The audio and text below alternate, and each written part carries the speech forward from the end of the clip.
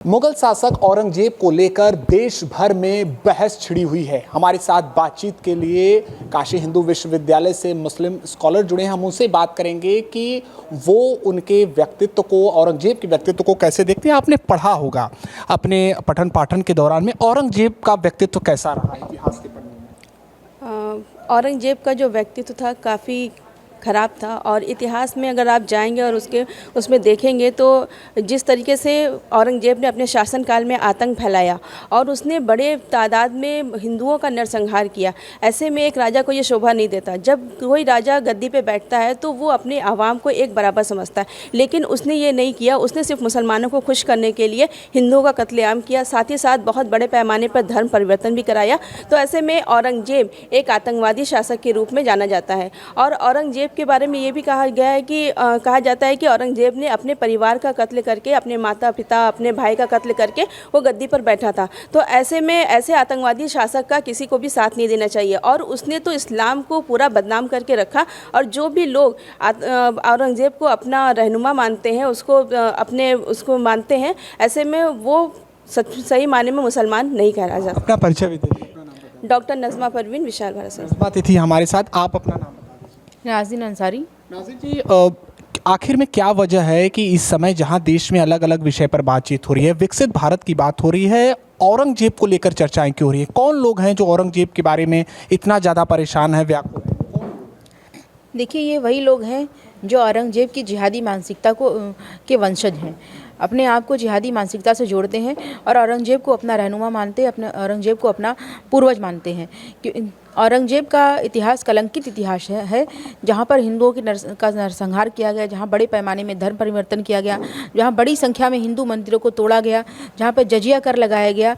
और औरंगजेब खुद अपने भाई दारा शिकोह की हत्या करके, जो बहुत बड़ा विद्वान था, उसकी हत्या करके अपने पिता को कैद खाने में डाल करके तब गद्दी पर बैठा था। तो ऐसे व्यक्ति को और अपनी बेटी को, अपने बहनों को उसने महलों में कैद करके रखा, किसी से मिलने जुलने दिया। खुद को हर व्यक्ति से मिलता था तो वो शक की निगाह से मिलता था, किसी के हाथ का वो पानी नहीं पीता था। इस तरह की चीज़ें थी इतिहास में जो औरंगजेब के बारे में मिलती हैं। तो औरंगजेब कहीं से भी ये महिमा मंडित करने लायक नहीं है कि उसको महिमा मंडित किया जाए और उसको अपना रहनुमा माना जाए या अपना पूर्वज माना जाए। सबसे बड़ी बात कि भारत के मुसलमान उसको अपना पूर्वज मान कैसे सकते हैं? वो एक मंगोल था। मंगोल मुसलमान नहीं होते। मंगोलों ने अबू मुस्लिम बिल्लाह की हत्या करके, जो मुसलमानों के अंतिम खलीफा थे, उनकी हत्या करके पूरे इस्लाम से खिलाफत को ख़त्म कर दिया। तो ऐसे में मुसलमान अगर अपना रिश्ता मंगोलों से जोड़ते हैं तो अपने कौम से गद्दारी करते हैं। सही इतिहास को पढ़ने की ज़रूरत है। आज वो अपने सही इतिहास को पढ़ें, जानें, समझें, फिर इस तरह के बयानबाजियाँ करें ताकि लोगों को सही इतिहास मालूम हो सके। क्योंकि मुसलमानों में बहुत बड़ा तबका है जो पढ़ा लिखा नहीं है, सिर्फ सुनी सुनाई बातों पर चलता चला आ रहा है। औरंगजेब पीछे छूट चुका है, लेकिन समय समय पर उसको लेकर जब बहस छिड़ती है देश में, तो आपको क्या लगता है, क्या इसके पीछे कोई राजनीतिक मंशा है? देखिए, राजनीतिक मंशा लोगों की तो है ही। दूसरी चीज़ की उनको लगता है कि जो भारत की धरोहर है वो मुग़लों ने ही बनाया है। मुग़लों के पहले कोई भारत की धरोहर बनाने वाला नहीं था। यहाँ की इमारतें मुग़ल से पहले कुछ था ही नहीं। कुछ मुसलमानों को ऐसा लगता है, मगर हमारे इतिहास में, हमारे भारतीय इतिहास में देखा जाए तो हमारे भारतीय इतिहास में इतनी अच्छी और इमारतें थी, इतनी सारी चीज़ें थी जो मुग़लों से बहुत सालों पहले थी। मुग़लों ने आकर के, तमाम आक्रांताओं ने आकर के उसे खंडित करने का, उसे तोड़ने का प्रयास किया।